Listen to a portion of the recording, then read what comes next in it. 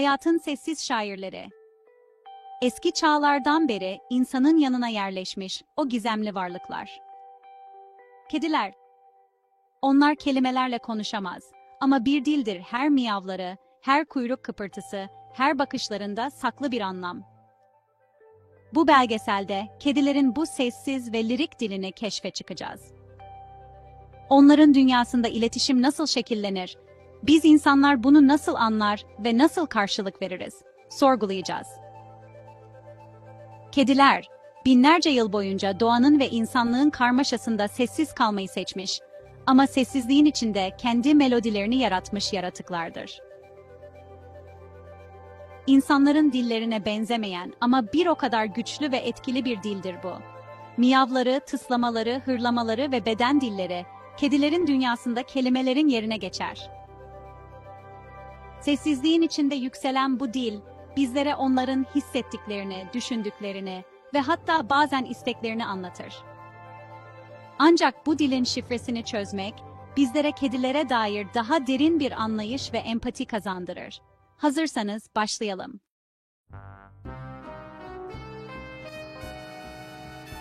Miyav kedinin en bilinen sesi. Ama basit bir miyav değildir o. Aslında bir orkestranın farklı notaları gibi çeşitlidir ve her biri farklı bir anlam taşır.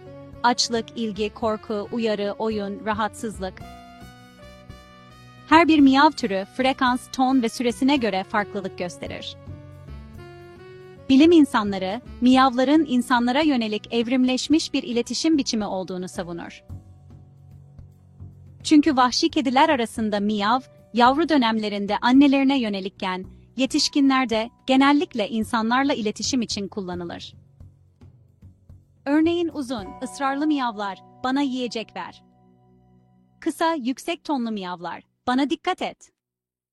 Alçak, boğuk miyavlar, beni rahat bırak. Miyavların bu çok renkli dünyasını çözmek, kedilerle kurulan bağı kuvvetlendirir ve aradaki sessiz iletişimi güçlendirir. Kediler kelimelerle değil, vücutlarıyla konuşur. Onların beden dili, duygu dünyalarının penceresidir. Kuyruk hareketleri, kulak pozisyonları, göz hareketleri ve tüylerin hali, hepsi ayrı bir anlam taşır. Dik kuyruk, kedinin mutluluğunu ve dostça yaklaşımını gösterir. Sallanan kuyruk, oyun ve heyecan belirtisi. Kuyruğun altına kıvrılması ise korku ya da çekingenlik. Kulaklar, ileriye dönük kulaklar dikkatli ve ilgilidir. Geriye yatmış kulaklar ise sinirlilik ya da korku göstergesidir. Gözler, yavaş yavaş yapılan göz kırpmalar, kedinin sevgi ve güven ifadesidir. Büyük açılmış gözler, dikkat ve bazen korku anlamına gelir. Tüyler, diken diken olan tüyler tehdit veya korku ifadesidir. Sakin tüyler ise huzurludur. Bu beden dili simyası, kedilerin dünyasında kelimelerden daha çok şey anlatır. Miyav dışındaki sesler de kedilerin konuşma repertuarının önemli parçalarıdır. Hırlama, tıslama, mırlama gibi sesler, farklı duygular ve durumlar için kullanılır. Hırlama genellikle tehditkar ve savunma amaçlıdır. Tıslama, sınır koyma, korku ve rahatsızlık belirtir. Mırlama ise sakinlik, mutluluk ve bazen iyileşme niyeti taşır. Mırlamanın iyileştirici etkileri bilimsel olarak da araştırılmış, kedilerin bu sesle hem kendilerini hem insanları rahatlatabildiği ortaya konmuştur.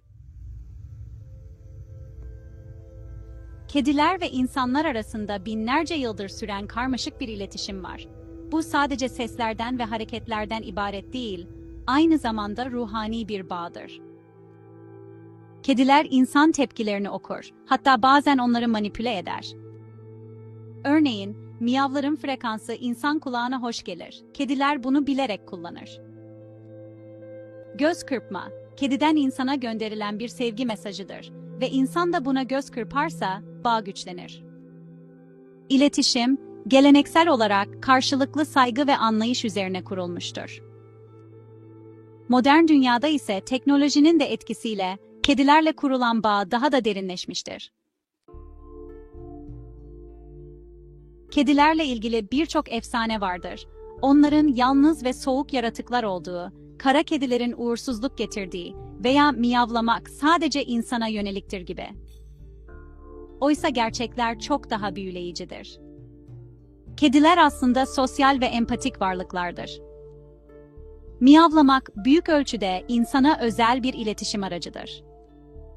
Ve kara kedilerin uğursuzluk getirdiği inanışı, kültürden kültüre değişen eski bir efsanedir. Bu mitlerin ardına bakmak, kedilerle ilgili gerçek bilgiye ulaşmanın kapısını açar. Kediler sözsüz şiirin en zarif örnekleridir. Onların dili, gizemli, zarif ve zengin bir iletişim ağıdır. Bizler ne kadar çok dinler, ne kadar çok anlar ve ne kadar çok karşılık verirsek, o kadar derin bir dostluk kurarız. Kedilerin dili, aslında insanlarla paylaşılan binlerce yıllık bir sırdır. Onların dünyasına kulak verin, çünkü her miyavda, her bakışta, her hareketlerinde bir şiir saklıdır. Videoyu beğendiyseniz, beğeni tuşuna basmayı unutmayın. Bir sonraki içerikte görüşmek üzere. Hoşça kalın.